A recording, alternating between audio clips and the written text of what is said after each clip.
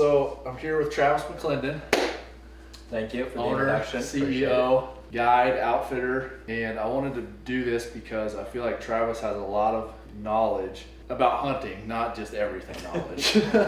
Nothing else. Knowledge about hunting in between his ears that I feel like would help a lot of people that, one, are not experienced in the West, two, have never been to Arizona, guys and gals that have never done any Western hunting at all. I feel like there's a lot that you have to offer, and I feel like I catch you saying stuff that I need to record all the time that we don't ever capture.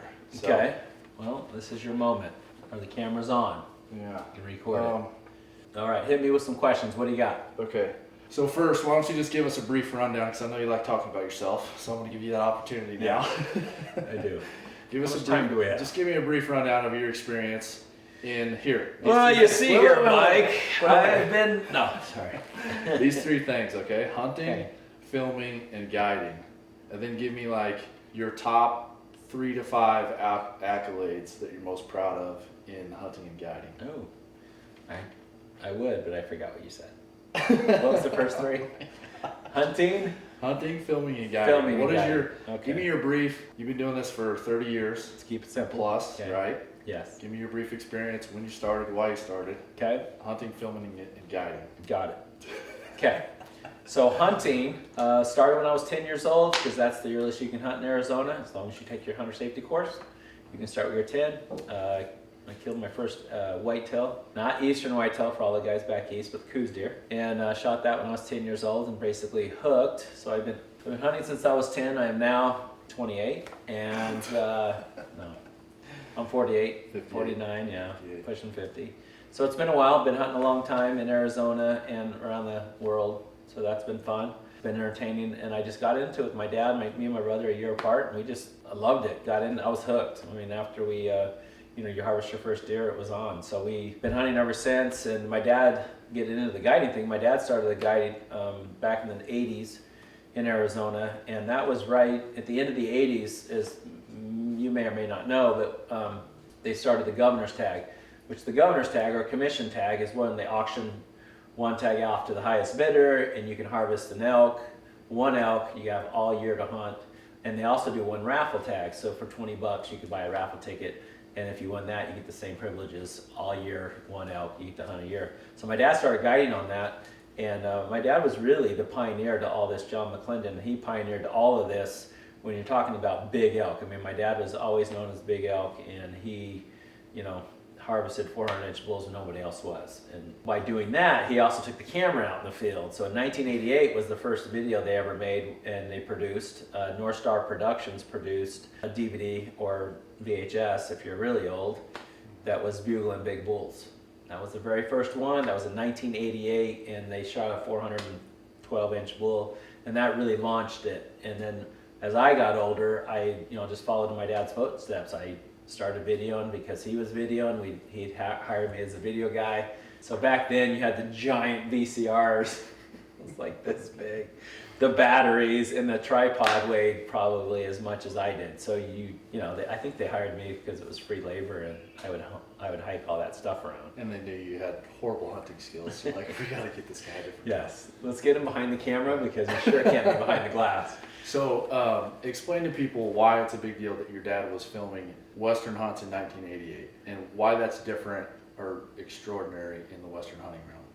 Well, it's because you just can't, back east you see a lot of turkey hunts and whitetail from the tree stands.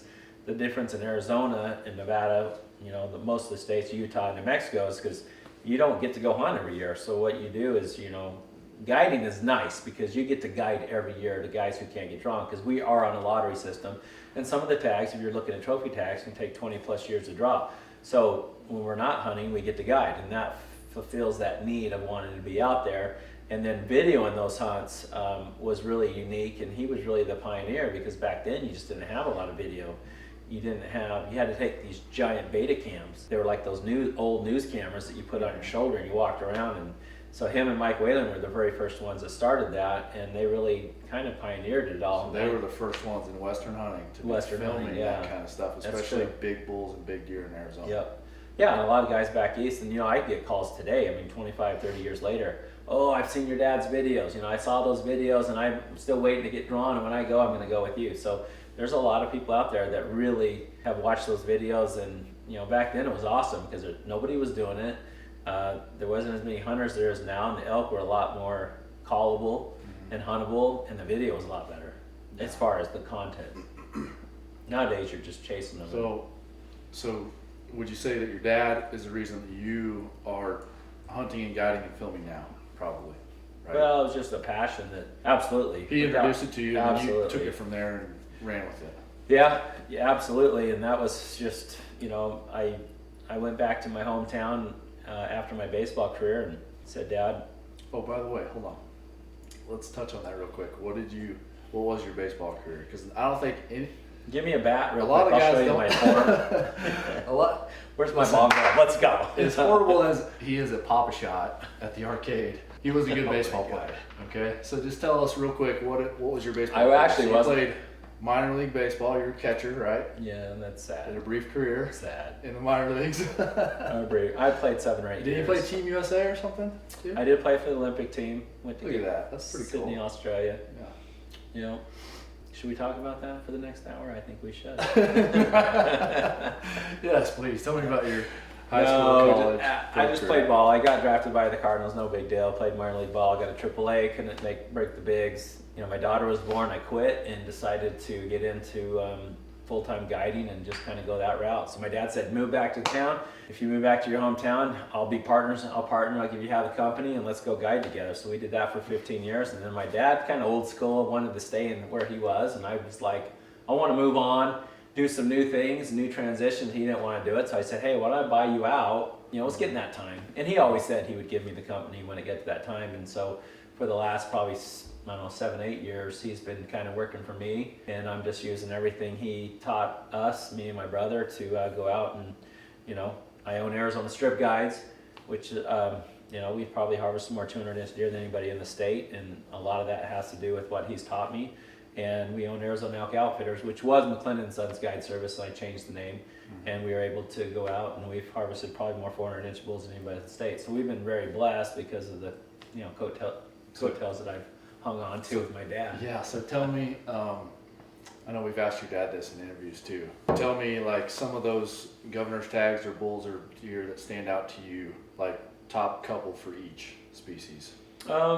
Definitely, we killed a big bull in Unit 8 in 2000, I think it was 15, my muzzleloader hunter, and we knew everybody was looking for this bull, and we were able to harvest it. Everyone went home, and the second to last day we harvested it, and it's number 3 in the world. Non-typical muzzleloader, which is our long rifles, the category it's in, and that was 425 inches, and that was amazing. That one really stands out to me, and anything I've done with my dad's really stood out to me. We've been on a couple of really big, Mike Malik bought the governor's tag a couple years ago, and we were able to harvest a giant 38-inch bull together, so that was really nice. So that was awesome, but yeah, a lot of good times with those and being able to do them. I don't do them anymore just because there's too much politics involved, and what we have now with zero guide fees is we're really curtailing our business to the blue collar guy, the guy who can't, that was white collar guys with a lot of money. Pay several $100,000. Yeah. Say paying $200,000-$300,000 for one tag, and unfortunately our business is becoming a rich man's sport, and it does leave a lot of people on the outside looking in, and we really are transitioning, and that's what the zero guide fee membership really does, which we haven't talked about, but that's what it really does. It allows anybody on any budget to apply out here in the West and come out and hunt. Since we pay for the guide fees, it really puts everyone in the ball game, so if they really want to come out, they can really do it. So those are some of your top accolades. I know one. Oh, one that you failed to mention was you and your dad's world record buck. Yes. Oh, we haven't gotten into accolades. Okay, Yeah, let's talk about that real quick. Yeah. So my best highlight for sure, without a doubt, of my hunting career, my guiding career, which has been, I'm going on 29 years, is definitely 2014. I was able to help my dad and fit video and a lot of people have seen it, but it was a world record, Pope and Young, typical mule deer. And to be there with him was amazing, to get to video it and be side by side and watch him pull back the bow. It's just amazing. I'll never forget it. And then we didn't recover it right away. We went back to camp, came back, and we didn't know if we had it or not. And 7 hours later, we were able to recover it. So obviously, the adulation was amazing at that point because we didn't know if we had them or not. So that was definitely by far my best highlight of my career. But we've obviously that was a number one. Sean Patterson, we killed a number one typical Pope and Young. It's number two now, but elk, Pope and Young, typical elk. So that was a world record, and it stood since 2000, I want to say one. And it just is now number two. So that's an accolade that I was really proud of. We found that bull before the hunt and were able to harvest it on the first day. So that was amazing. And we've killed a couple other 250 type bucks that I would say are awesome. But as a company and as a guide service, we've definitely, we have the number one non-typical muzzleloader buck in the world. And we've had a couple other elk.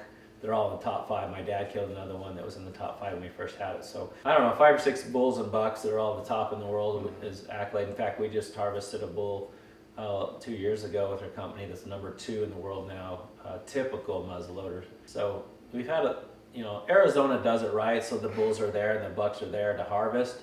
A lot of states you can't even get to that point, but we've been very fortunate to be able to harvest some stuff like that. And if you do it long enough, it's good. So those are some accolades. So all those accolades that you're mentioning, right? Giant bulls, giant bucks, talking about 400-inch plus elk. Yes, I've done that. 200-inch plus deer. That is like speaking Spanish to a lot of guys. Like they can't even imagine seeing those animals and seeing those animals not only sometimes but consistently throughout a whole state or different units in a state every year. So can you talk about for the guy that is in the Midwest or the East that has never come out to the West that wants to come out here? Can you just talk about what are the main hurdles or things that would stop or deter an Eastern or Midwestern hunter from coming to the West, and how do you see, what kind of solutions would you see for those people? Well, you're from the Midwest. Mm-hmm. When did you start applying for the West? Like 5 years ago. Yeah. How come So, not but we had no before? idea. Like I was Googling, I was reading forums, I was You talking weren't to sure. people that were here on Facebook, like, hey, how do I apply? What units should I apply for? How do I know, like, my odds for each unit? Which ones should I put in what order for our first choice, second Right. choice, third choice? Like, we had no idea. So, and that's how a lot of guys feel. So I just feel like you have a lot of really good basic knowledge on how just the Western hunting scene is, especially the Southwest. So Arizona, New Mexico, Nevada, Utah. What are those states like when you have to come out here and hunt? What kind of things do you have to go through to be able to hunt?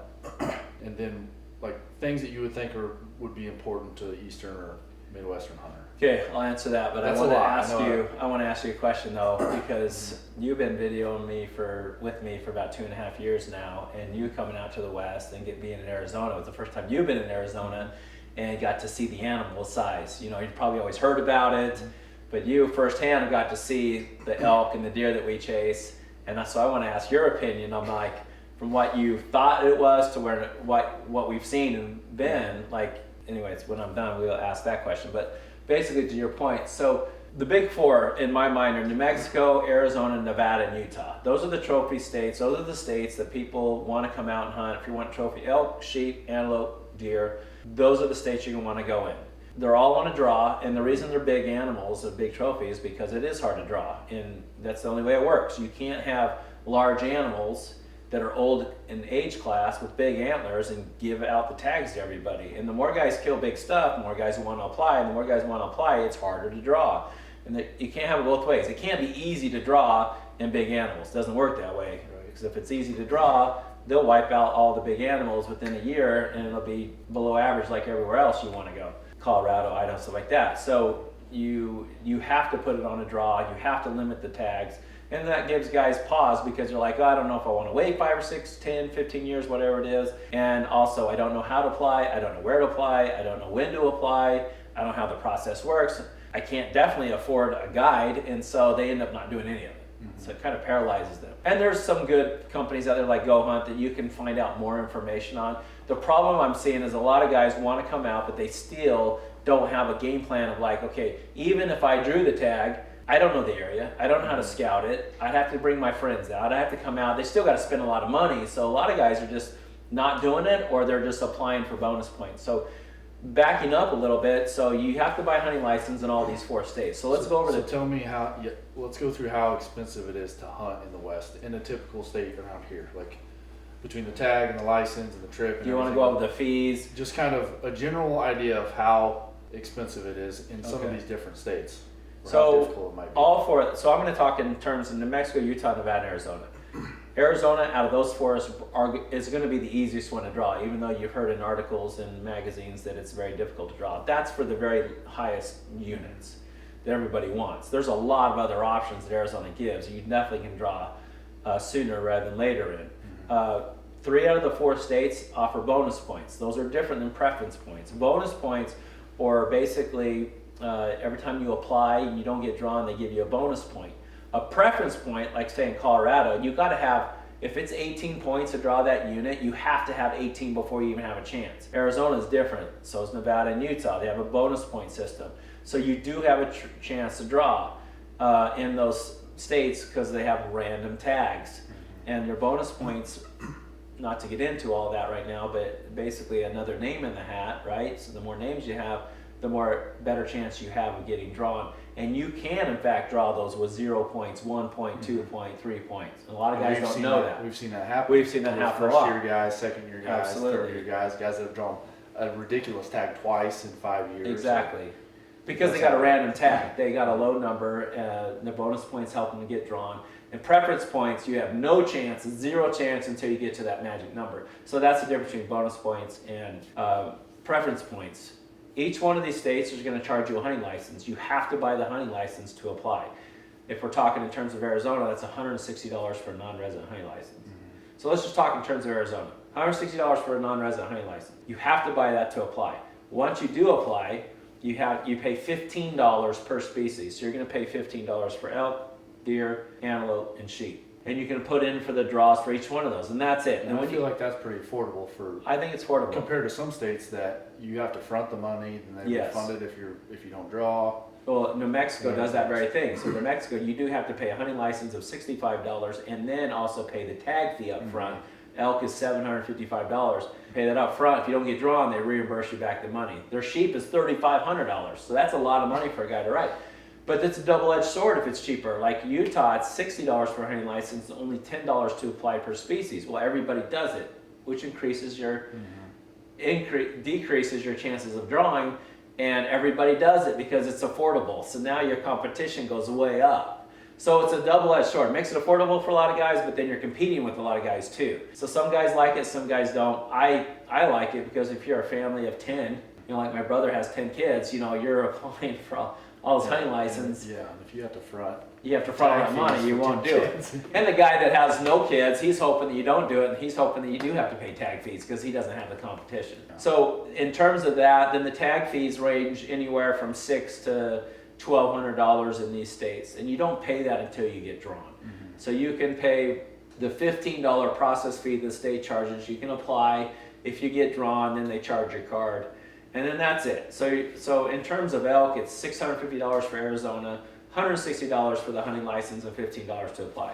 So you're in about $700-800. Then the big money starts coming in, right? Yeah, okay. So let's talk about guide or outfitter fees for typical hunts, and then let's talk about landowner tags because they'd be comparable. Yeah. So no landowner tags in Arizona at all. Everything is done through the Game and Fish. Those guiding outfitter fees are going to range for a 7-day fully outfitted hunt anywhere. It depends. Arizona's kind of fickle. You can go from $4,000 to probably $8,000. And there is guys who do it just out of their house because Arizona doesn't have any certification just to distinguish between outfitters and guides.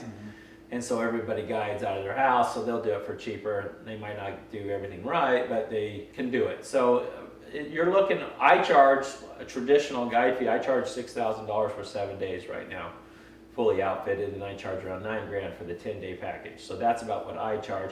And in Utah, I know it's more expensive because they do have a certification program where they do distinguish between outfitters and guides, and the outfitters all kind of they rise together. So that's what you're looking at once you get to draw on the tag. So, and that's another thing, right? Guys don't know how to apply, when to apply, where to apply, and if they do, if Go Hunt tells them how to do it, or Hunting Fool tells them how to do it, they get the tag. Now they have to determine if they're going to do it on their own or if they're going to hire an outfitter. If they hire an outfitter, they're going to be in at $6,000 to $8,000, And if they do it on their own, they're going to try to invite all their friends and their buddies and everybody they know out there. But they're going to pay for gas for their buddies, the food for their buddies, and they're going to try to go out there and scout it. They're going to take time off of work, wear and tear on their vehicles, that whole 9 yards. You're still going to be in at $2,000 or $3,000. But then they're going to piss off everyone else because they've got 8 guys and only one tag in camp, right? Well, and a lot of guys aren't ready to go. So what happens, and I've heard this so many times over the years, is, are you applying? Yes. What units are you applying for? Oh, I'm not applying for units, just bonus points right now. Why? Because I don't have the money to go. Yeah. I can't go with an outfitter. So you're just getting bonus points. So they're building up, hoping one day they'll have enough money. And they're wasting opportunities to draw randomly. Exactly. During that time. Right? You every year you need to take the chance to get drawn. It's too hard not to. Right. So why are you putting it off? Right. You're putting it off because you don't have a plan in place. Right. And that's the biggest thing we see. And it's true. I mean, guide fees are only going to go up. The certification to get a guide, the gas, the food, hire guides out there in the field, that's only going to go up. So it is becoming, unfortunately, a rich man's sport in a lot of areas when we're talking about trophy hunting, unfortunately. Okay, so tell me about, you're gonna love this, tell me about the zero guide fee solution for that. Because I've been a part of zero guide fees hunting and filming with Travis for a couple of years now, and I've seen countless scenarios firsthand with guys that had 0 points, 1 point, a bunch of points, whatever it was. But I've seen the program, and I've seen countless successful hunts from the program. So give me a basic overview of what the zero guide fee solution is for those guys that can't afford to go on these hunts. So in 2009, I came up with the idea, or I just thought, I'm like, well, how can we transform this? How can we basically give the hunt back to the hunter in the terms of it's only going up, which eliminates, I mean, I'm only dealing with 2% of the population that can afford a fully outfitted hunt. Mm-hmm. So you have all these guys who would love probably to take advantage of an outfitter, and they can't do it. So how can we put that on its head? How can we change that? And the idea was, if the guided hunt was paid for, the guided portion was paid for, how can we get the guided portion paid for, and therefore those guys anybody who wanted to use an outfitter in these 4 states could have the option to do so? How can we make that work? And the only solution would be that if everybody, like a co-op, will pitch in a little bit of money, and we group all that membership money that comes in, and whoever gets drawn according to the Arizona Game and Fish, or the Nevada Game and Fish, or the New Mexico or Utah, those guys who get drawn, whoever was lucky enough to draw that year, that money would pay for the guided portion. So in states like Nevada, Utah, New Mexico, I don't guide personally in those states. So our members, our zero guide fee members, they put in their membership every single year for the draw. If they get drawn, they get to pick out the outfitter of their choice in those states, and we write the check for their hunts. And in Arizona, I've been guiding long enough, so I want to do the members. So in Arizona, I guide all of our members in Arizona. And it's a great system. And guys always tell me when I first started it, well, it's a scam, it's a rip-off, it's never going to work, what's he trying to do? And the reality is I'm trying to level the playing field. This is good for everybody. This is good for me. It's good for them. They get a real reputable outfitter. They can go with anyone they want. I mean, they can go look up Nevada outfitters and Utah outfitters. They can get all the history they want on these outfitters. And then I cut the check for them, just like a car insurance would cut the check for your car wreck. And that's what we do. And it's such a better thing, Mike, because you're paying the membership, for example, right now in Arizona is $350 for your first species.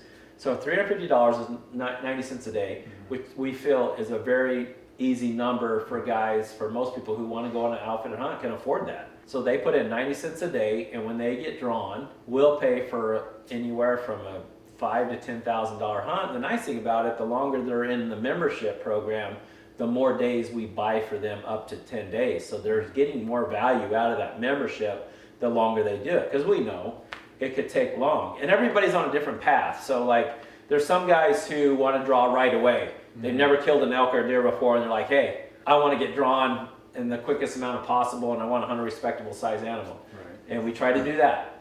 And then there's some people who are like, nope, I want the best that Arizona or Nevada has to offer, and I'm willing to wait the longest amount of time. Right. So everybody's on a different plan, but you've seen it in the last 2.5 years. How many members have we gotten drawn that have less than 5 points that have just started applying? Happens all the time. Yeah, a lot. And you know, you never think you're going to get in a car wreck until you get in a car wreck and you're like, oh, I'll never need this insurance. But the reality is you pay that insurance. I'm like, I've been paying insurance for 15 years. I don't think I've ever been in a wreck. And I don't even know how much money in insurance I've paid. And I might not ever I don't ever want to use that benefit of the insurance company paying for my wreck, right? You don't want to use that because that's a bad thing. But in zero guide fees, we're ultimately, when it happens, you need it. But I've spent $40,000, $50,000 in car insurance. I've probably paid for 2 of my cars paying as much insurance as I've paid since I've been 16 and haven't used it. We do the same thing with the zero guide fee membership, but what we do differently is that we know you're going to use this benefit. Like, you are going to use it. It's just a matter of when. And the nice thing about what we do is once the membership is set, right now it's $350, that's set for the term of your membership. So if you get drawn in year 1, you've only paid in $350, I'm giving you a $5,000 hunt. Everybody understands that. That's a win, right? Yeah. But if you put 20 years times 350, that's $7,000. Well, in 20 years, what's a 10-day fully outfit hunt going to cost? 16? Yeah, it's going to be over 10 grand for sure. Oh, I charge $8,500 right now for a 10-day hunt. So in another 12 years, I mean, you're going to be looking at 15, 16,000. You put in $7,000 over that time. So no matter if you draw in year 1 or year 20, you're saving $5,000, $6,000 to $8,000, bar none. This is the best. This is the only. If anybody else could come up with a way to even the playing field, to make it available that when you get drawn, you want to maximize your hunt, which means that I've been waiting 10 years to get drawn. I drew a really awesome tag. What's the best way to maximize that tag? Is get an outfitter. Exactly. You want that knows what he's doing. That have been there, that have experience, that run the trail cameras for you, that know the deer, that know the area. Right. The guys, a lot of the guys are local to the areas that they hunt.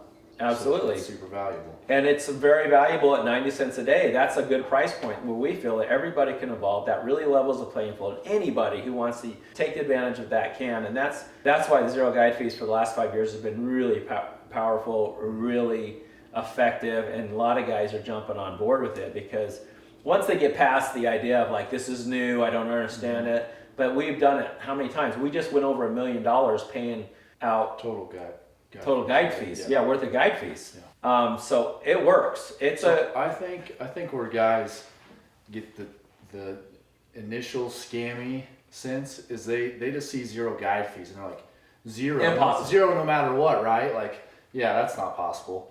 But the way the system works is there are guys that they come into the system with max points or with a lot of points, and they will have to pay some of their hunt. But by the time that they draw, their benefit is much more than the actual fees that they have to pay in, right? So, it's like a guy that comes to you with max points, you still take them as members a lot of times, right? Yes. But they have to pay more. They don't pay any more for a non-resident. The residents pay a little different, but the non-residents, if they come in with max, they can pay the $350, knowing that they're going to get a guaranteed tag, and we'll still guide them. You can do that. Why wouldn't you? Why wouldn't you? So we don't discriminate on that level. What we do is we make guys that have a lot of bonus points. They can't downgrade their units and go for a tier 4 piece of crap unit. They can't change and go down and say, you know what, I just want to use this to benefit myself and go for the crappy hunt. Because then the system won't work for everyone. Right. Yeah, we keep them on the same trajectory they've been on. So if they come up to me and they have 15 points, they haven't drawn for 15 years, obviously they're going for a very good trophy hunt. Why would you change now? Just because, I get a free hunt? We want you to stay on the same trajectory that you've been on. You've been on for that trophy areas, stay on the trophy areas, and when you get drawn, we're going to give you a great hunt. That's why that's why we're doing the Guide Life, and Mike's been videoing us for the Guide Life, which is a series that we're producing that will be following our zero guide fee members, because we're trying to show the experience to the country. Because everyone back east hears about the magazines, they read about the stories and the blogs of big elk and big deer and big sheep, and they're like, well, either I'm young, I'm 30 years old, I can't afford an outfitter, I don't know where to go, I don't know nothing about it, so I don't do anything. Or they apply, they learn a little bit through Go Hunt and Hunt and Fool in some of these places, but they still don't have their hunt paid for. Right. So they might put in and they'll get a bonus point because they don't want to get drawn quite yet because they can't really leave their job and go all the way across the state and hunt. So we solve all that. Like zero guide fees, we check mark the box for everything. When to apply, and we can do the applications for guys, which they don't know. So we do the applications. You have a whole application service. We have an application service. So we do the So applications can guys for guys. use that aren't ZGF members? Can they just come to you? No. Just for application service, or only exclusive to the members? Yeah, we do. It's a benefit that we add on as part of the benefit for the membership is that we'll do the applications for you. And if you don't do if you don't want to see the application, no problem. The great thing about what we offer is the insight, is the knowledge, is all the years that we've been applying and doing and hunting, and we're out there every year. It's not like old hand knowledge from 5 or 6 years ago. Right. These units change all the time. So we're out there, we're dedicated to our craft. We really pound the sand and really go out there and hunt it hard. And when guys call us, when my members call me every year and say, hey, what should I do this year? I know what to do. Mm-hmm. Like I'm giving them insightful information that they're not going to have. So that's another benefit. So if they do their own applications, I'll still lead them in the right direction. I'll give them all the knowledge they want. They call them every year. And that's just another benefit to the membership. And then what we're doing with the Guide Life, and Mike's been out here. Now Mike came from back east, so you hadn't started applying until about 4 or 5 years ago. Mm-hmm. But see, you're getting to the age where you could get a little more money and start thinking about it. And what we want to try to do is get all these 20-year-olds starting to apply now, because it's going to take some time. They don't think they're going to have enough money to come out and hunt when you're 22 years old. So what would you say to a younger guy that's in his even teens or 20s right now? Should they be, like, if they want to come to Arizona, they should be applying now. They shouldn't be waiting. Yeah. Right? Well, out of those 4 states, Arizona is going to be the easiest one to draw. They give out more tag allocation for more hunters, and we can definitely get them. We look at their profile and get them in a place that they can do that. But absolutely, if I had $1 for every time somebody said, I should have started this earlier, I wish I had started this earlier, they don't, because they're not thinking, they're thinking about a kid or a wife or college, or they're not thinking about hunting in the future. And the great thing about the membership that we offer, another benefit to that, is it's really recession proof, and it really starts these kids off.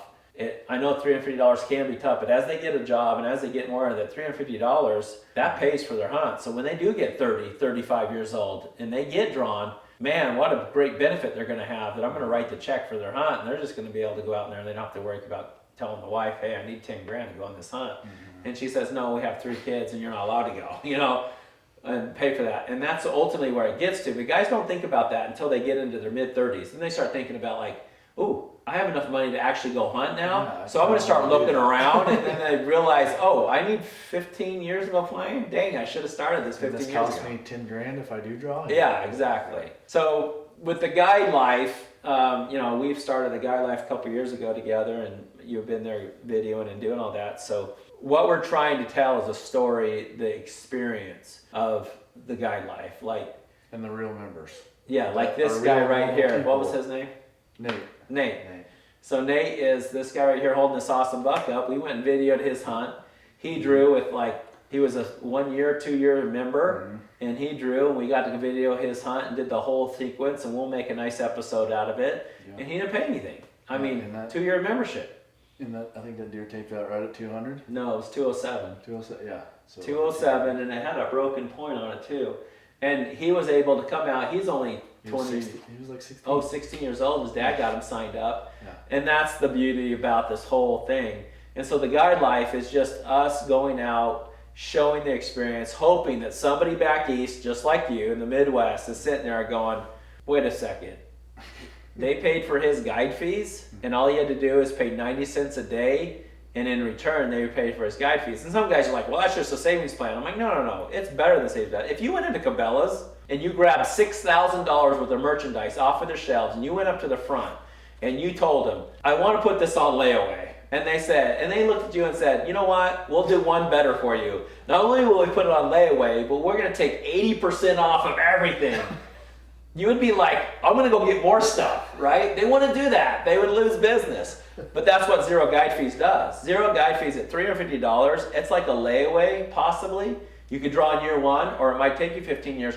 But it's a layaway, but because the membership is only $350 and guide fees are continuing to climb as you wait to draw, this is 75 to 85% off your hunt through the guide fees, even with the membership. So there's no better deal or program out there that guys are going to be able to experience in the West than this program. We just have to convey that to the number, show them the experience, and that's what me and Mike are trying to do through the Guide Life.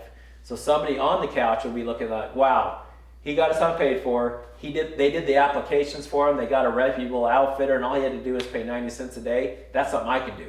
Yeah. Where do I sign up? And I know not everybody wants another membership, right? We hear about memberships all the time, but this is one membership you're definitely going to want. Well, if you're an outdoorsman, it's it's up there. Yes. If you're a Metro man working downtown at Stock Market, this is nothing to do for you. Yeah. This is a membership you don't want. Okay, so while we're on the Southwest in Arizona, this is something I hear you talk about. Well, not necessarily you talk about, but this is something your guides and other people come to you with concerns, or they want to know what your thoughts are. The Arizona trail cam situation. Give me a rundown of what Arizona's been like the past, I don't know, like decade in terms of trail cameras. What has happened recently in the past year, 6 to 12 months with trail cameras? And then what's like your original perspective on them, and what do you think about what's going on now?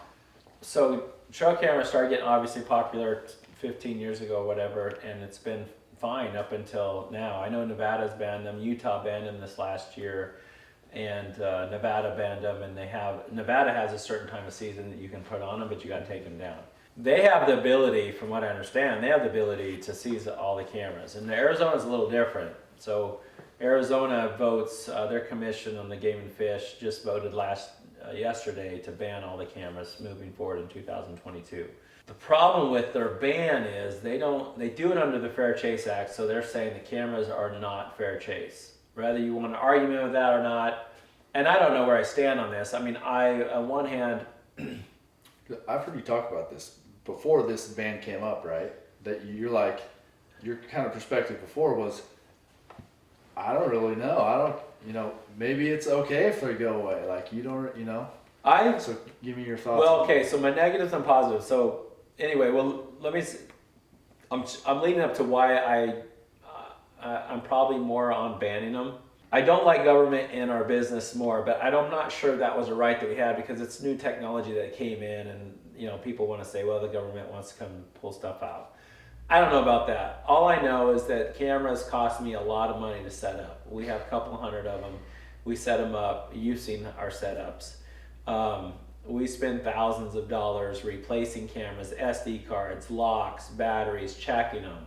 I mean, out in Arizona, this ain't like the back east where you're doing it in the ranch house and it's 3 square miles. We're talking. Yeah, so tell me why they're so critical here, why they've become so critical. Well, we don't have ranches, right? So this is all state trust BLM land, and this is thousands of square miles. I mean, this is no man's land, especially on the Arizona Strip. I mean, there's just thousands of square miles of nothing, not a lot of water. So it's different, and it takes a long time. I mean, we might be able to check 15 cameras in a full day of driving.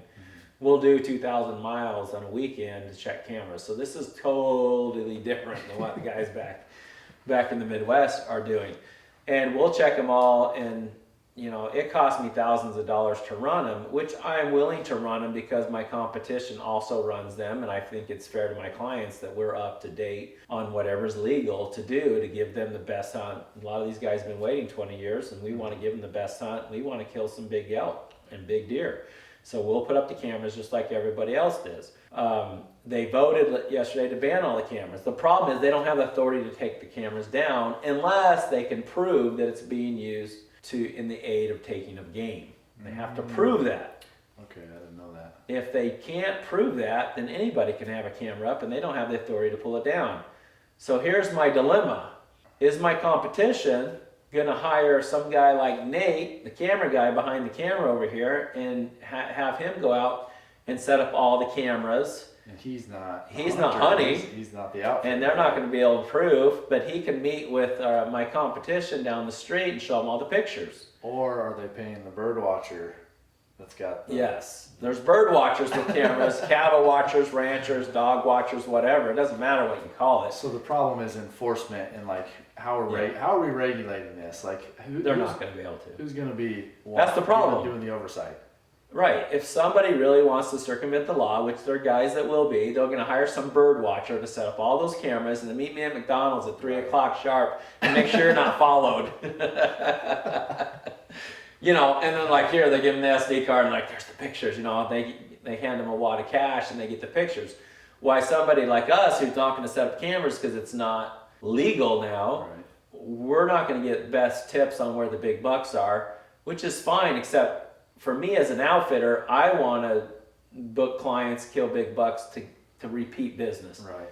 And in this day and age in social media, Instagram, Facebook, you got to produce every single year. And if you're not producing, you're not going to get those traditional clients. Yes, we have the zero guide to guys, and that's fine. But we still bringing in traditional clients. And I still want to be one of the best in the state. And to do that, if some guy is circling in the law and he's getting trail cam pictures and I'm obeying the law and I'm not getting, after a couple years, I'm not putting the bucks on the screen, those guys are going to get clients and not me. So for me, as a perspective for an outfitter, I don't know if I like the camera ban, just in the simple fact, I like saving money, I like not having to run it, and I like getting back to the old school, let's go out and scout. Right. That's all good. And put your time in. Put your time in, and we still do that, but yeah, there's a lot of guys out there that call themselves guides and outfitters, and they're not. They just have cameras. There's a big difference. But my only dilemma here is that if other guys get a bird watcher to put up their cameras and they benefit from that, and we can't prove, and the game and fish can't prove that they're using those cameras for the aid of taking of game, and you're at a disadvantage. well, I'm at a disadvantage. Your livelihood. So the only thing I was agreeing to with this whole thing, and this is what I wrote into the game and fish, is I said, listen, unless you have the authority to take all the cameras down during the hunt all the time, no matter what the cameras are used for, then leave them alone. Yeah, it doesn't Just make leave sense it where not it to is. change it. Yeah, and they can't take the cameras down unless they can prove it's for the aiding or taking of game, and there's the problem. So I am not for this ban. It will save me time and money, but at the long run, I just don't trust my competition to do the right thing. Because it's a very common thing already for cameras to get messed with, SD cards to go missing. Right? Oh yeah, There's a lot people of stealing shenanigans. I really want to be more of a reality show and show the drama between all these Mike outfitters. has seen the drama. Because you guys on have the no phone. idea. Please, if you want to see the drama of the outfitter battles going on out here, please leave a comment or something in this video so I can prove to Travis that that's what we need to be filming.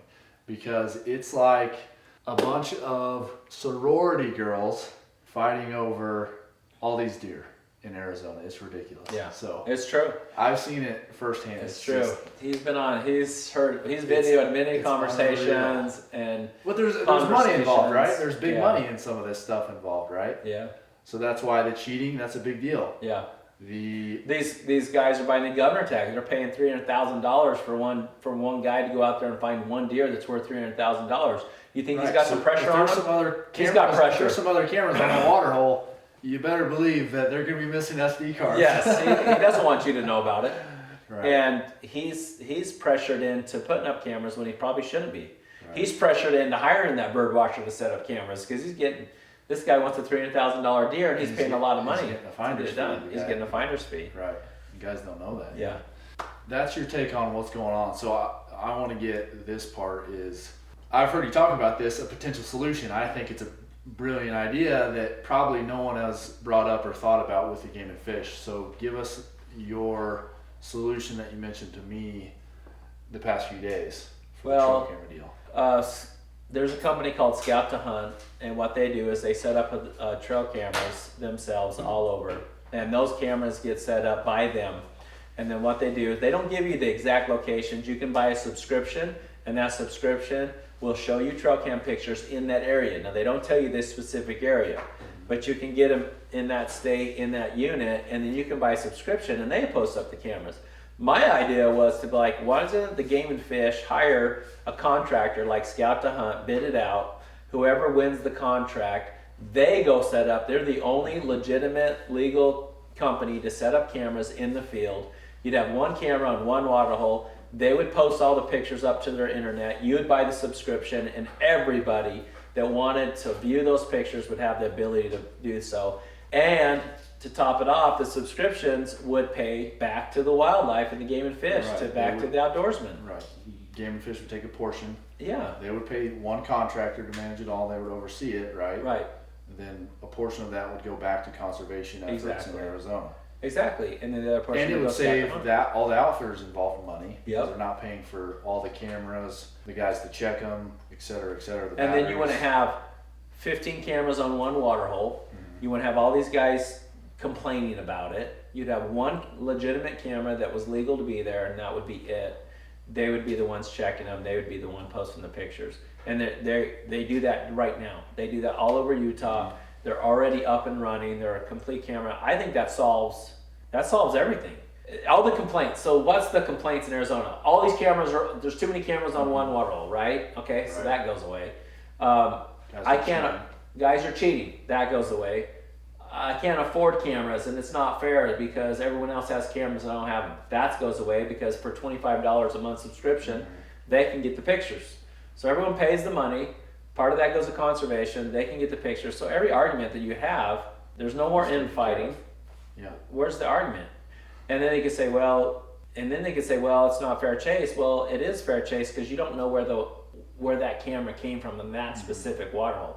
It gives you a radius. Maybe it's 2 miles around that water hole. Maybe it's a mile, but it gives you a radius. Okay, So that's a good thought. yeah, it doesn't put the exact location. It gives you a radius about where it's at. It doesn't tell you exactly where. And that keeps everyone from congregating in one area, which what you see in the strip when we go hunt.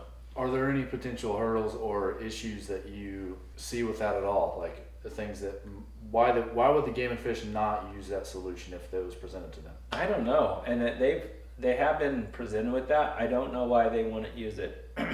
Other than the fact is the commissioners want to get rid of cameras completely. Just completely. Because it's really, if that solves both sides. The complaint on the left side is that I don't have cameras, it's not fair. There's too many cameras in one water hole, there's too many people congregating in one area. So that solves all that problem. The other side is like, we need cameras for our clients, we need to be able to look at pictures, we need to be able to do this. And for a guide and outfitter, we don't have to pay for it. All they have to do is pay for subscription. It saves me thousands of dollars because I don't have to go set the cameras. I'll just do a subscription and I like it too. And so I think it really bodes well for both sides. And I don't know what the Game and Fish issue would be. I don't know what they could say unless they just don't want to work with the contractor, which I don't know why they wouldn't. They could hire it out, they could bid it out, and then let's just do a year test. Right. You know, let's do a test run for a year. If it doesn't work out, then abandon it. But give it a run, give it a chance to work. But they didn't do that, and there's some guys that are going to go sue them and try to get that ruling back overturned. So we'll for see. you, it's like you I'm don't in really the mind middle. either way. You just don't want guys to cheat. I like the cameras to be gone if I could trust the other guys. I can't trust the other guys. And they have a lot of pressure on them. There's big time money that's coming into them. They have pressure to go out and find a big deer, and those cameras are excellent at doing that. So they're going to have a hard time not cheating. All right. What other questions? For the trail camera stuff, you guys let me know. Let us know what you guys think in the comments. Do you guys think Travis's solution is a good one? If you do, give us a thumbs up, leave a comment, let us know. Maybe the Game and Fish, I mean, that's what it takes, right? It takes people. It takes a lot of voices. Yeah, A lot of little voices together to change. to pressure people into stuff. So Well, it's going to be done. Well, I mean, as far as they're going to be called on their decision, and they're going to have to stand behind it and give an account of why they did it. right. From what I understand. So, Okay. well, let me ask you a quick question. So, you've never been out here hunting in the West. You've been hunting now for 2 years, or videoing all these hunts. How do you feel about the game quality? Is it like what you thought it would be, or Well, is it better? Is it worse? So you heard? being from Kansas City and growing up with a farm and whitetail and that whole the tree stand thing, and you know, a big whitetail back home was like 170, 180. Like that's a really big whitetail. That's huge. That's a huge whitetail where we're from. So when I didn't even Western hunting wasn't even on my radar. I didn't start hunting until after high school, and when I did, it was whitetail. And then I saw TV shows. I saw some of these shows I liked. They were hunting west in Utah and Arizona and some of these other places, and I saw mule deer. I was infatuated with the mule deer, and I still am. It's like my number one animal if I could choose to hunt, it'd be mule deer. But the more I researched Utah and Arizona and Nevada and these places, I see these giant mule deer, and that's what I've come to find is exactly what is here. So we started in Utah, hunting in Utah tag that you can draw every year with 0 points.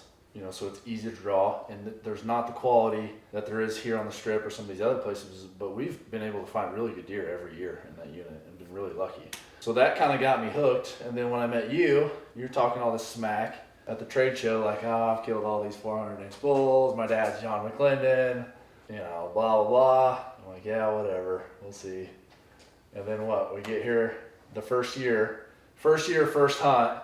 What's the first animal that was harvested on the first hunt that I filmed? Jed. Oh, Jed, yeah. A 245-inch gigantic mule deer. Yeah. mule deer. That was a great year too. Every buck we saw was freaking huge. Yeah. And then the elk, I remember you saying like, dang, all these elk are freaking big out here. Yeah. You're like, you're not shooting that? You're not gonna shoot that one. Yeah, it's the standard in Arizona because of the game quality and limited amount of tags is just, it's unreal. In my experience up until this point has been like guys that come out in DIY or the OTC units and all these other hunts that are easier to get tags for. So they take 330 bulls or they take 350 bulls or 340 bulls or 300-inch bulls or it's 6 points. If they can just find a 6 point, they'll take a 6 point. Or if we can find a 170 mule deer, we're taking a 170 mule deer. And then I get on hunts with Travis and he's like, that thing's a piece of crap. That's Travis's favorite term if we see a deer that's like under 190. That thing's a piece of crap. What about that bull over there? I'm like, that thing's a piece of crap. Yeah. I'm killing that. Yeah, 350 bull, it's like 6x6. We can do better. Yeah, we could do better. So it's been unreal so far. I mean, Jed's buck, 245, both in the same year. Jed's buck and then Brazen's bull, 400-inch bull, that I was a part of on my first Western filmed hunts, you know, professionally, in the same year, and that was unreal. I mean, just to be there, not even to be the one pulling the trigger on a gun or a bow, but just to be there and have the experience has been pretty unreal. What did we do after that? We did. After Brazen? We did the Kaibab and these. Right? That was 207. We were at Dave 224.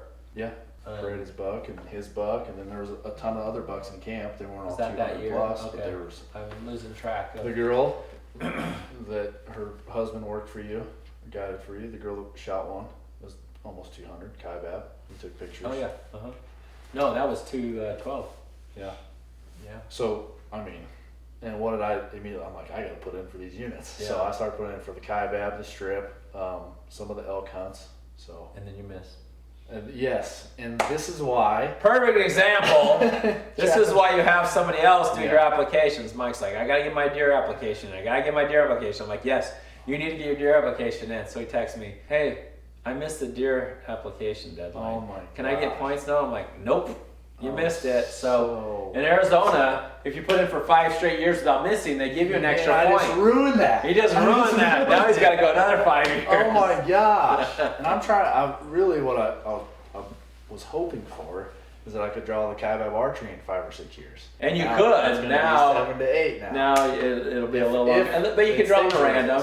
Yeah. So all the non-residents get 5%. There are some OTC hunts still in Arizona. Yeah. Even though they've solid OTC hunts. And guys should come out and do the OTC hunt while they're waiting to draw. I really think the archery Kaibab, there's no better hunt in the country that you can have an opportunity to 180-inch plus deer up to over 200 with the odds that you have. And draw that quick. Draw. Yes. Yep. Yes. Tell me where it is. So he's throwing everybody a bone there. Yeah. So there's a tip. Archery. Kaibab archery. And if you do the zero guide fees, you wait 7 years, you got $2,400 in memberships, and I give you an $8,000 hunt in return. There's a tip. So, for guys that don't know, what are the top like traditionally everyone knows the strip with the Kaibab.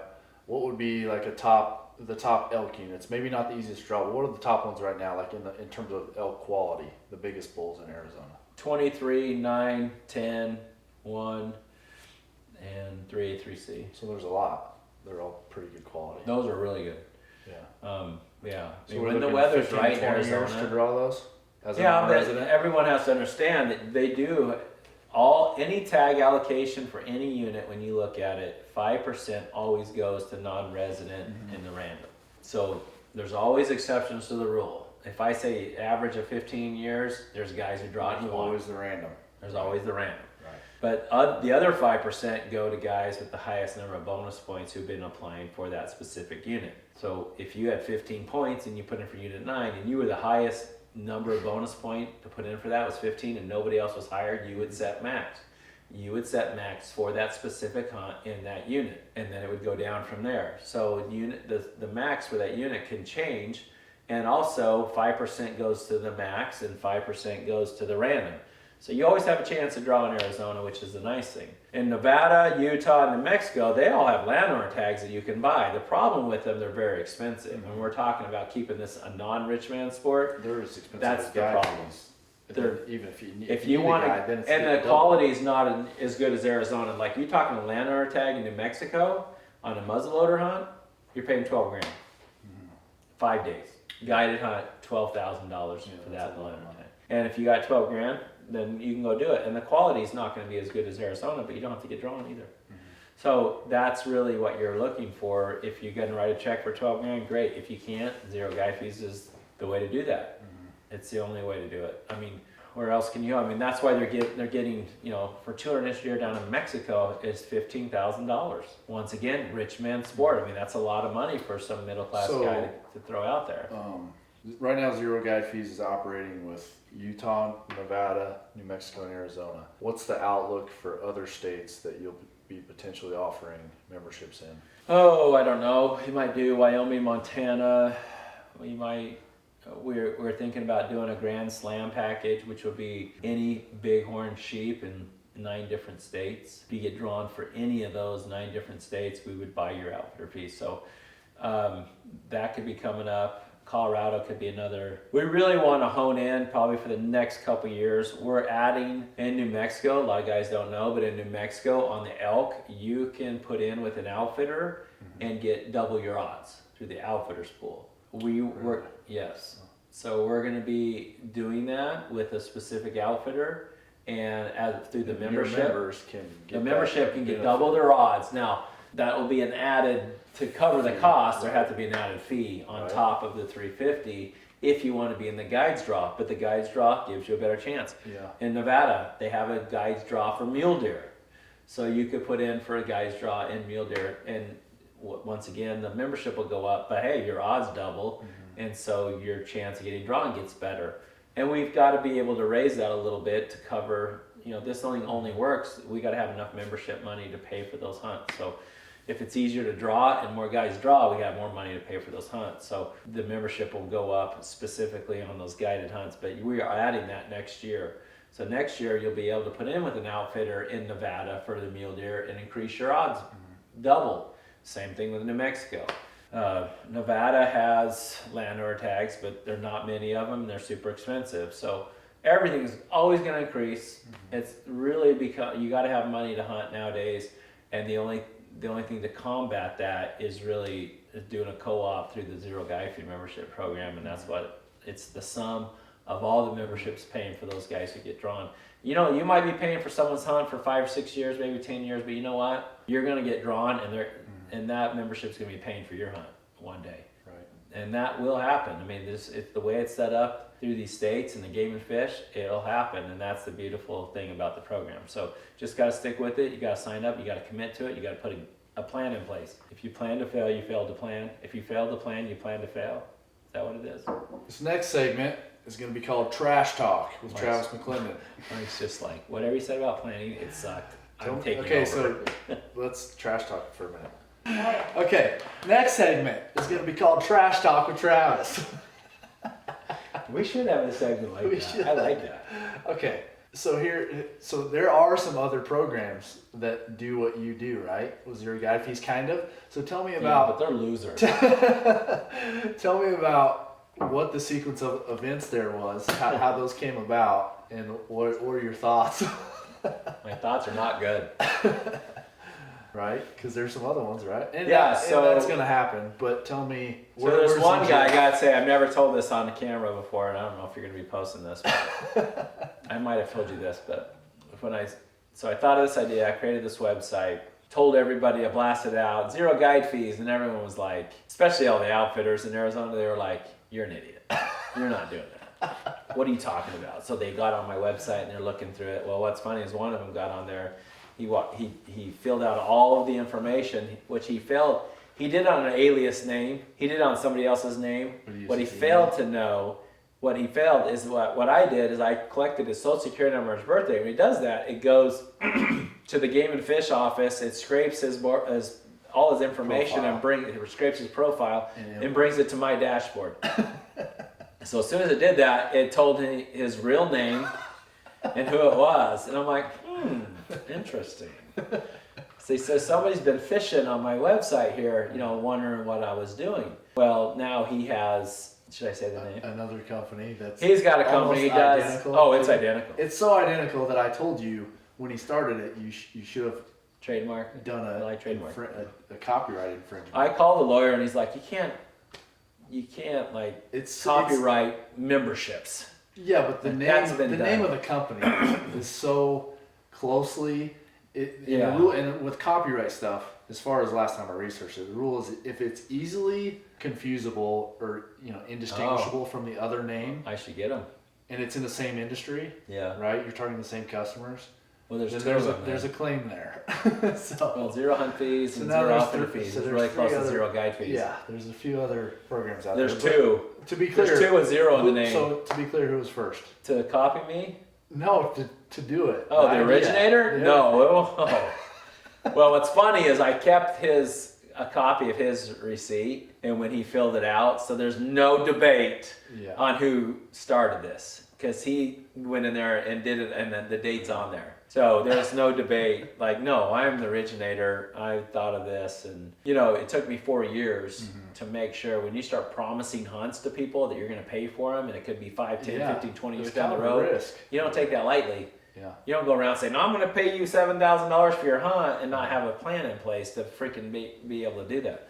So it took 4 years, not only to come up with what the fee structure was going to be, to make sure all those fees would be able to pay for those hunts, but what the filtering system was going to be, what we were going to allow, what we weren't going to allow, how you're going to manage it, how you're going to watch. I mean, you got to have some kind of parameters around it, and you got to be able to know that you're not going to be snowballed by 150 guys getting drawn in 1 year, and that you can't pay out like a hurricane wiping out the East Coast, and now the insurance companies can't pay for the cars and everything. Yeah. So we had to make sure that we were protected like that. So we did our homework on it. We wasn't lightly. But the funny thing is, once you come out with it, then everybody on light bulbs, they're like, oh, why did we think of that? I can do that too. So they got on there and copied verbatim everything that was on my website. The fee structure, the amount, the daily rates, all that was copied. Yeah. And, and now there's 2 companies. There's actually a company here in Utah that's doing it too, but they don't have 0 in the name. The other 2 have zeros in the name, and they are really close. What's funny about it though, one guy 2 of them have shows on TV, and they get it confused with my company, so a lot of people looking for him call me. Because the name is so close, and I'm always on Google, so they call me, and I end up getting a lot of their business, so it's free advertisement, so I want to thank them. Thanks, Steve. And that was trash talking with Travis. No, but I don't like to trash talk necessarily. But yeah, those guys, I mean, if I was to, behind closed doors, am I always like douchebags? Yeah, for sure. Yeah. But out in public and on Instagram and social media, I'm like, no, cordial. Yeah. I'm cordial and I'm polite. And the reality is this concept, this idea, this program needs to be public. It needs to be known and get to more people. Yeah. It needs to be commonplace. And the more companies that do it, the more people feel comfortable with it, they understand it, the more common it'll be, and it'll be just the way it's done. And hopefully we're changing that. My whole goal was like, once we started this, I'm like, this is disruptive innovation. And that's what it is. It's you're disrupting what's always been, and you're innovating, and that innovation just destroys what's been, and you're moving forward to a new program. So what we're trying to do is come up with a new concept and a new way of doing things that people, and it's a good way. It's the best way. That's what everybody else has always done in every other industry. Why aren't we doing it in this one? And so moving forward, this is what we want. We want to make this common knowledge where everybody gets it, they understand it, and whether they like it or not, great. But at least you know what it is and how it works. Right. The access is there. The access is there. Yeah, exactly. So if guys want to go on their own, great. If they want to spend a heck of a lot more money than they need to with an outfitter, great. Or if they want to become a member and keep those fees down and take advantage and save money, they can do that too. I'd rather save a bunch of money than spending money that I don't have to. But guys are like, no, I'll do it on my own. I don't need I know I get DIY guys, or there's some guys that are hardcore DIY and they're not going to use an outfitter, and I get it. And our program's not. They don't need to. They don't need to. Yeah. It's the guy who guys says that we see in camps or on hunts next to us all the time, and they're watching us pack out a deer or an elk, and then they're frustrated because they're out there DIYing. Yeah. First time they ever been to the state. Exactly. They have no idea. Remember that guy last year? He would come to the car. He's like, "Well, you guys were everywhere." I'm like, "Yeah, we got a pretty good team out here." Yeah. And he's like, "Oh, I had 18 years of applying," and I'm like, "Well, what are you doing?" He's like, "I'm doing it on my own." And I'm like, "Yeah, mistake." No, yeah. You could have got a zero guide fee membership for $350 and had a reputable outfitter to help you. I mean, how many guys we had there looking? 10? Would you want to be doing it on your own? After 18 years, you want to do it? You want to risk doing it on your own, or do you want to help? Yeah. With guys who know what the heck's going on. I mean, you think you paid $350 a couple years in a row and do it that way. He spent $3,000 minimum coming from Oregon all the way down to Arizona, being there for 10 days, scouting, missing work, all that. He would have he spent $3,000 anyway. He should have just wrapped that up into a membership and got a free hunt. See it every year. I just think more people just need to know about it, because it's not that they don't want to do the program. I think most of the people just don't know about it. They just don't know what it is. They don't know about it. So that's why I think this is good, because we're talking about the details that people want to know, instead of just them seeing the Z or the name and being like, oh. And here's what slays me. Guys are always like, well, it takes forever to get drawn back west. I'm not going to fly in. I'm like, time's going to go by anyway. Go hunt every other state, and then when you get drawn, put all your eggs in this basket and go kill something big. Put in, and then while you're waiting to get drawn, go hunt everywhere and go kill 3 or 4 or 5 elk. OTC tags. Go do the OTC stuff or whatever. And use this as your bam. I'm going to hire. I'm going to get zero guy fee membership. He's going to hire the best outfitter out for me. And when I get drawn, I'm going to really go do this. Time's going to pass anyway. In 10 years, 5 years goes like that, and you have a chance to draw in year 1, year 2, year 3. So you might as well do it. Everyone calls me, I wish I'd done this. I'm just now starting. I needed to do this 15 years ago. And things change. People are like, I'll never do that. And 10 years later, they want to do it. You just never know. So my idea is go spend the money, the little money that it takes to do it, get drawn and do it. And by the way, speaking of trash talking, I'm hoping that one of these 2 companies that copied me, everything about me, in this company, I'm hoping one of them is very successful. I'm hoping they are very successful. You know why? Yeah. Why? What am I going to say? Why? So they can buy you out. Yes. If they're successful like we have been successful, it's possible that, they could buy us out and we could sell off in the sunset. I'd be all right with that. Your TRX? My TRX. Yeah, there you go. I got one more topic, okay? You've been guiding and hunting in Arizona for 30 years, right? On a wide variety of hunts, all different kinds of environments, units with a lot of mountains, units out in the desert, deer, elk, you name it. You guys you've had a wide array and variety of clients, right? Ages, conditions, male, female, whatever it is. What is the number one, besides expense, what's the number one limiting factor that you see or you get frustrated with for people that end up with an unsuccessful hunt and tag soup? Out of shape and wrong equipment. Out of shape and wrong equipment. Absolutely, freaking literally. So, is out of shape number 1? Physical condition, is that number 1? Yeah, it's close. It's close. It's close.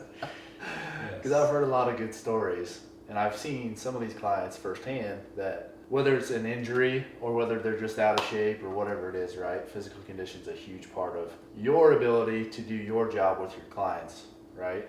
There's nothing worse than a guy who comes to camp and he thinks that his expectation, the score of what he wants to harvest is It's up here now because he's waited longer. Right. You know, I wanted a 300-inch bull when I first started, but now that I've been applying for 15 years, I want a 400-inch bull. And I'm like, okay, that doesn't matter. The elk doesn't care that you've been applying for 15 years. The elk is what it is. So your goals can go up, your expectations can go up. But it doesn't matter. It doesn't matter. Right. It doesn't matter if you're out of shape. It doesn't matter if the bull doesn't exist. The bull's not growing bigger antlers because you've been waiting longer. The bulls out there are what they are the year you drew. And if they're not out there at 400 inches, they're not out there at 400 inches. In Arizona, you know, the weather matters. It definitely, the feed that they get will definitely determine what size the antler is going to grow. So guys slay me because like they get these early rifle elk hunts, and the longer they wait, the bigger the number comes up, and now they don't want to shoot anything. They weigh 400 pounds. They have a gun that shoots 100 yards. And you can't walk. You can't walk anywhere, but yeah, they want a 400-inch yard. They want a 400-inch bull. And I'm like, there's nothing worse than a hunter who doesn't know his inability to have the ability to harvest the elk or deer he wants. They don't realize, they can't look at themselves and go, 9 out of 10 guys that take, every once in a while I'll get a guy who's like, yeah, I'm not a very good hunter. I know I'm out of shape. I can't shoot very far, and you're really gonna need to help me. Yeah. You know, I don't get guys like that. I get guys that are like, oh no, I've been waiting 25 years for this tag. I know, I smoke. I weigh 400 pounds, but I want a 425. 425 is my number, Trav. I'm like, okay, well, we gotta walk up that mountain. Nope, no can do. I'm like, well, it ain't gonna be off the side of the freaking road. You know, and like, well, I'm willing to go home with tag soup. It's fine. I'm just gonna eat my tag. You get on day 6, they're like, give me a freaking elk to shoot, because the tag soup didn't go work. They start thinking in their mind like, oh crap, I've been playing in for 20 years. I'm gonna go home with nothing. I need to kill something. Yeah, we see all those. We see the numbers start dropping really fast. But nothing slays me worse, or a guy who really wants a 200-inch deer. He's got a crappy gun, crappy scope, and then when you give him the chance, I mean, you were with Richard, and he was a nice enough guy. 80s. He couldn't even see the bull. He couldn't even see the buck come down, and then couldn't even see the antlers. I mean, it's a 200-inch deer all day long, and he's like, no, that ain't gonna work. And you're like, you need to shoot that buck, and he's like, no, it ain't work. Yeah. Well, he can't see the antlers. And he could, He can't shoot. He can't. He was in his 80s, so his physical condition is not necessarily his fault. No, but he wants his expectations were very high. But he was willing to go home without one, and he did. And he did. He was willing to do that. Yeah, and he's not very many guys are like that. But like I said, nothing slays me more than a guy who wants a giant elk or buck, but doesn't have the ability to harvest one. He doesn't have the stamina. He doesn't have the equipment. He has no clue, and then when he does get the shot, he shoots 4 or 5 times and wets the bed. And you're like, we passed up all those other deer that were really good deer for this one chance, and you don't have the ability to get it done. Sorry. No, I've heard a lot of good stories, but I just wanted to bring up the physical condition thing because you guys are guiding, you and all your guides and outfitters, they're out there with clients all fall. They're out there scouting, checking cameras all summer, so they're getting in shape whether they like it or not. But these clients that show up, they're not necessarily getting in shape by default like these guides are. They're not. So when they show up, if they haven't prepared and spent time working out, getting in shape, training, whatever that is to get healthy and you're only as good as the guy. I mean, you're only good as your hunter. Yes, they hold you guys back from doing your job. Absolutely. And then it's frustrating for both of you, right? Yeah. It is. It doesn't always. They can't keep up. My guide's leaving me, or and the guy's like, "Hey, I got the deer in front of me. Where's my hunter? Your hunter's 300 yards behind you." Right. And I've seen that with you. Taking the shirt off because he can't breathe. It is, and so Built for the Hunt is a great company that guys need to.